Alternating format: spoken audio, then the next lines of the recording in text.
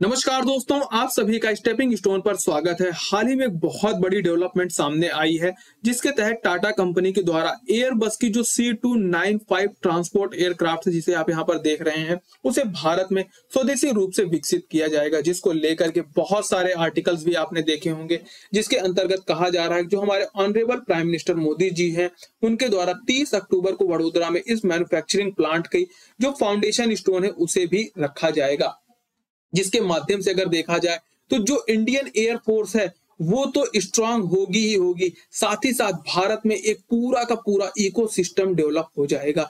जिसके तहत अगर आप देखें तो एक बार यदि भारत में पूरा का पूरा एरोस्पेस को इस प्रकार के जो ट्रांसपोर्ट प्लेन से उनको डेवलप करने का इकोसिस्टम डेवलप हुआ, तो भविष्य में हमें किसी अन्य देश पर इन प्रकार के प्लेन्स के लिए जो है डिपेंडेंट होने की आवश्यकता नहीं होगी, क्योंकि तब हमारी देश की जो कंपनियां हैं वो इतनी सक्षम होंगी कि वो भारत में ही इस प्रकार के प्लेन को डेवलप कर सके। सो हमें अन्य किसी देश पर इस प्रकार की डिपेंडेंसी की आवश्यकता नहीं होगी। एग्जाम्पल के तौर पे यदि आप देखें तो हम जो है प्रेजेंट टाइम में एयरक्राफ्ट कैरियर को डेवलप कर लेते हैं।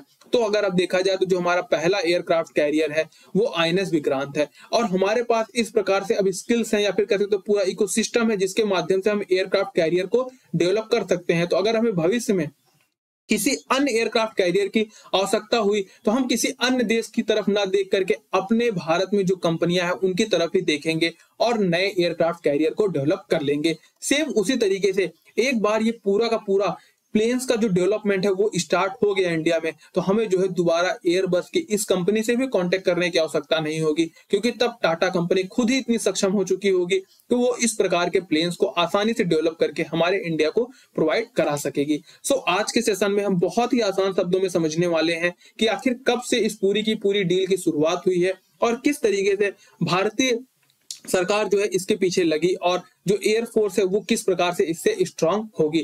लेकिन उसके पहले यदि अगर आप इस चैनल पे नए हैं तो प्लीज चैनल को सब्सक्राइब कर लीजिए और लाइक करना मत भूलिएगा। ना हम अपने सेशन को स्टार्ट करते हैं। देखो, अगर बात की जाए इसके पूरे इतिहास की तो 2021 में ये डील की शुरुआत हुई थी, जिसके अंतर्गत ये निर्धारित हुआ था कि लगभग 56 या कह सकते हो टोटल 56 जो ट्रांसपोर्ट एयरक्राफ्ट हैं C295MW ये जो है भारत परचेज करने वाला है। किससे? एयरबस कंपनी के माध्यम से, जिसमें जो है 16 जो आपके ट्रांसपोर्ट एयरक्राफ्ट हैं वो फ्लाई अवे कंडीशन में एयरबस के द्वारा इंडिया को प्रोवाइड कराए जाएंगे। वहीं जो 14 एयरक्राफ्ट्स हैं उन्हें जो है भारत में ही डेवलप किया जाएगा। जिसको अगर देखा जाए तो भारत में जो एक इनिशिएटिव चलाया जा रहा है आत्मनिर्भर भारत, उसको बहुत ही ज्यादा बल मिलने वाला था। सो उसी जो 40 एयरक्राफ्ट कैरियर को डेवलप करने की बात करनी जा रही है, उसी को लेकर के रिसेंट में जो न्यूज आई है कि अब जो है वडोदरा के अंतर्गत फाइनल जो मैन्युफैक्चरिंग प्लांट है उसका फाउंडेशन स्टोन हमारे ऑनरेबल प्राइम मिनिस्टर जी के द्वारा रखा जाएगा। तो अब दिमाग में बात आती है कि आखिर भारत सरकार को इन प्लेन्स की आवश्यकता क्यों पड़ गई। तो देखो, अगर आपको थोड़ा सा ध्यान हो तो 1991 में एक प्लेन क्रैश होता है, जिसके अंतर्गत हमारे 18 जो एयरफोर्स के जवान थे वो शहीद हो गए। तो उसके बाद जो एक पूरी की पूरी कमेटी गठित हुई और कमेटी के द्वारा ये रिकमेंड भी किया गया था कि हमें जल्द से जल्द अपने जो भारतीय सेना की फ्लीट है, नौसेना की एयरफोर्स की, उसके अंतर्गत जो है हमें इन प्लेन्स को इंडक्ट करना है, क्योंकि जो प्लेन्स प्रेजेंट टाइम में हम यूज कर रहे हैं वो 1960 के टाइम पीरियड के हैं। जो टेक्नोलॉजी वो काफी ज्यादा पुरानी हो चुकी है। तो इन सब चीजों को देखते हुए जो कमेटी गठित हुई थी उसने भी इस चीज को रिकमेंड किया था, और फाइनली एक लंबे अरसे के इंतजार के बाद 2021 में गवर्नमेंट के द्वारा जो है प्लेन को परचेज करने का जो प्रपोजल था वो सामने आया और फाइनलाइज की गई इस डील को, जिसके तहत 16 तो फ्लाई अवे कंडीशन में प्राप्त होंगी, लेकिन जो अन्य 40 प्लेन्स को हमें इंडिया में ही मैन्युफैक्चर करना था उसको लेकर के रिसेंट में डेवलपमेंट आ रही है सामने, जिसके तहत हमारे जो ऑनरेबल मिनिस्टर जी हैं उनके द्वारा जो है वडोदरा के अंतर्गत इसका फाउंडेशन स्टोन रखा जाएगा। और जो ये 14 आप कह सकते हो जो प्लेन है वो आपके टाटा एडवांस सिस्टम लिमिटेड के द्वारा और जो आपकी एयरबस कंपनी है ये दोनों आपस में मिल करके ही भारत में डेवलप करेंगी, जो कि अभी तक एवरो जो पूरी पूरी एयरक्राफ्ट की फ्लीट है भारत में 1960 के टाइम से चली आ रही उसकी जो लेगेसी है उसको भी समाप्त करेगा।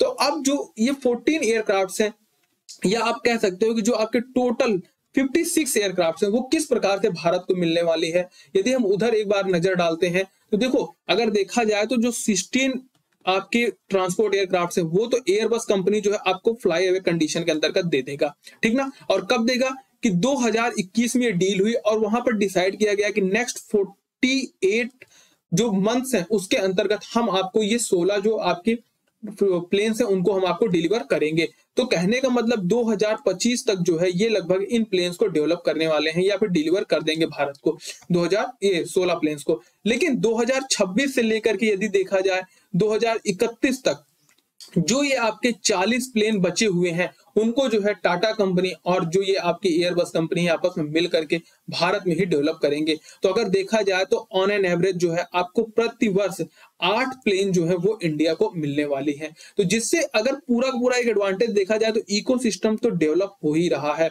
साथ ही साथ भारत में जॉब की भी अपॉर्चुनिटी सामने आ रही हैं।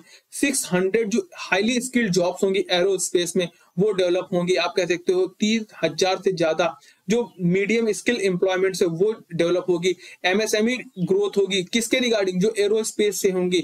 और एक पूरा का पूरा आप कह सकते हो इंफ्रास्ट्रक्चर बिल्ड हो जाएगा जिसके माध्यम से हम भारत में ही ट्रांसपोर्ट एयरक्राफ्ट से जो प्लेन्स हैं इनको जो है डेवलप कर सकेंगे।